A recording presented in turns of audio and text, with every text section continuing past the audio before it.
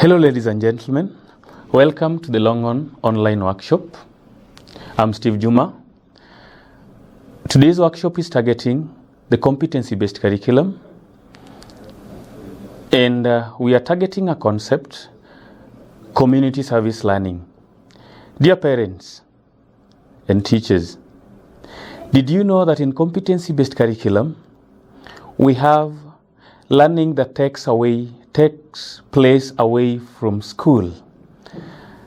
As it stands, our kids are with us and the learning should not stop. We have given unextended activities as examples of the community service learning. For instance, we are encouraging entrepreneurship.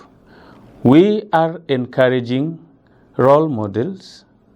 We are encouraging activities that are geared towards making our learners become enterprising in the society.